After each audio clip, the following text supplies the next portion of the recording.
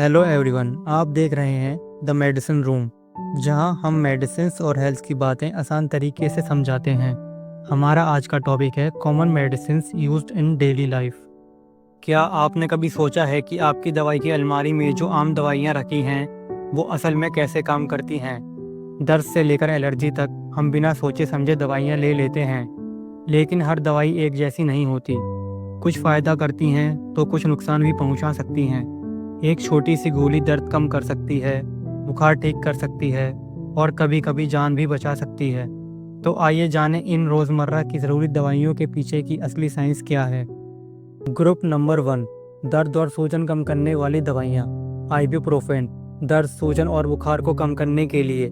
Diclofenac, जोड़ों का दर्द, मांसपेशियों का दर्द और गठिया जैसी बीमारियों में आराम देता है। नेप्रोक्सेन, हल्के सिर दर्द, मांसपेशियों के दर्द, गठिया और पीरियड्स के दर्द में राहत देता है।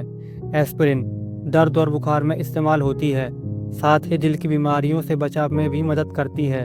ट्रामाडोल, तेज़ और ज़्यादा दर्द में राहत देने के लिए दी जाती है। ग्रुप नंबर 2, बुखार और सर्दी की दवाइयाँ। पैरासीटामोल, बुखार और शरीर के दर्द को कम करने के लिए इस्तेमाल होती है। निमेसुलाइड, तेज़ बुखार और सूजन को कम करने में मदद करती है। फेनाइलफ्रिन, नाक बंद होने और सर्दी से राहत दिलाती है। क्लोरफेनिनामिन, सर्दी, बहती नाक और छींक जैसी एलर्जी में राहत देती है। ग्रुप नंबर 3, एंटीबायोटिक्स दवाइयाँ। बैक्टीरियल इन्फेक्शंस के लिए। एमोक्सिसिलिन, कान, गले और पेशाब की नली में होने वाले आम इन्फेक्शंस में दी जाती है। एजिथ्रोमाइसिन, सांस की नली और स्किन के इन्फेक्शन में उपयोग होती है। सिप्रोफ्लॉक्सासिन, पेशाब और पेट के इन्फेक्शन में राहत देती है।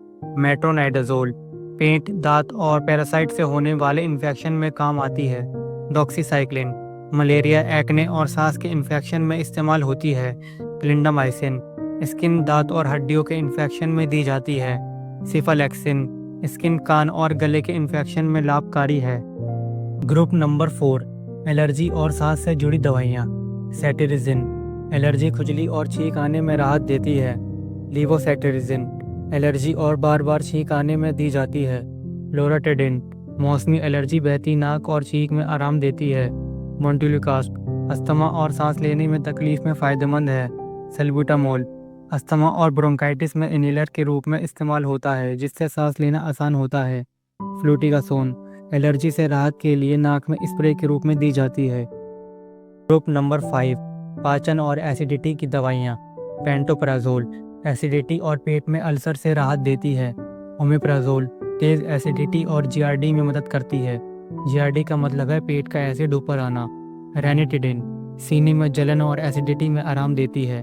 डोमपेरिडोन, उल्टी, मिचली और एसिडिटी में उपयोग होती है। लोपेरामाइड, दस्त को रोकने में काम आती है। ओआरएस, ओरल रिहाइड्रेशन पाउडर, पानी की कमी को पूरा करने के लिए दिया जाता है, खासकर दस्त या उल्टी में। ग्रुप नंबर 6, डायबिटीज़ की दवाइयाँ।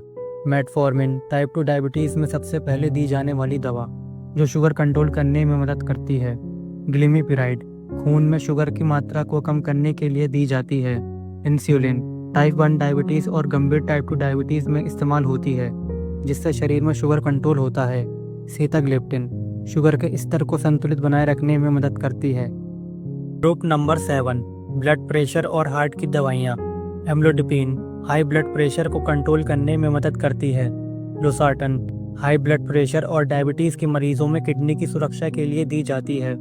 एटेनोलोल, हाई ब्लड प्रेशर और दिल की बीमारियों में काम आती है। क्लोपिडोग्रेल, खून में थक्का मतलब ब्लड क्लॉट बनने से रोकती है, जिससे हार्ट अटैक का खतरा कम होता है। एटोरवास्टेटिन, खून में कोलेस्ट्रॉल को घटाने में मदद करती है और दिल की बीमारियों से बचाव करती है। ग्रुप नंबर 8, मानसिक स्वास्थ्य और नींद से जुड़ी दवाइयाँ। सर्टालिन, डिप्रेशन मतलब उदासी और चिंता को कम करने के लिए दी जाती है। फ्लोक्सटिन, डिप्रेशन और पैनिक डिसऑर्डर मतलब अचानक घबराहट के दौरे में मदद करती है। अल्प्राजोलाम, चिंता और नींद न आने की परेशानी में दी जाती है, छोटे समय के लिए ही ली जाती है। डायज़ेपाम, चिंता, घबराहट और मांसपेशियों की जकड़न में राहत देती है। मेलाटोनिन, नींद से जुड़ी दिक्कतों को ठीक करने के लिए दी जाती है। ग्रुप नंबर 9, स्किन और घाव की दवाइयाँ। नियोस्फोरिन, घाव पर लगाने वाली एंटीबायोटिक क्रीम जो इन्फेक्शन से बचाती है। हाइड्रोकोर्टिसोन, खुजली, लालपन और रैश में लगाने वाली एस्टेरॉयड क्रीम है। म्यूपिरोसिन स्किन के बैक्टीरियल इन्फेक्शन जैसे फोड़े फुंसी में उपयोग होती है। क्लोट्राइमाजोल फंगल इन्फेक्शन जैसे दांत खुजली एथलीट फूड में लगाई जाती है। ग्रुप नंबर 10 महिलाओं की सेहत और हार्मोन से जुड़ी दवाइयाँ। ओरल कॉन्ट्रासेप्टिव पिल्स गर्भ निरोधक गोलियाँ अनचाही प्रेगनेंसी से बचने के लिए इस्तेमाल की जाती हैं। फॉलिक एसिड प्रेगनेंसी के दौरान बहुत ज़रूरी होती है। ये बच्चे के विकास में मदद करती है। क्लोमिफेन जो महिलाएं गर्भ धारण नहीं कर पा रही उनके लिए ये प्रेगनेंसी में मदद करती है। इसे फर्टिलिटी ट्रीटमेंट भी कहते हैं। हार्मोन रिप्लेसमेंट थेरेपी मेनोपॉज के बाद आने वाले लक्षणों जैसे गर्मी लगना, चिड़चिड़ापन आदि को कम करने के लिए दी जाती है। मेनोपॉज का मतलब है जब पीरियड बंद हो जाते हैं। ग्रुप नंबर 11 थायराइड और हार्मोन से जुड़ी दवाइयाँ। लीवोथायरॉक्सिन थायराइड कम बनने की बीमारी हाइपोथायरॉयडिज्म में दी जाती है। कार्बिमाजोल थायराइड ज़्यादा बढ़ने की समस्या हाइपरथायरॉयडिज्म में इस्तेमाल होती है।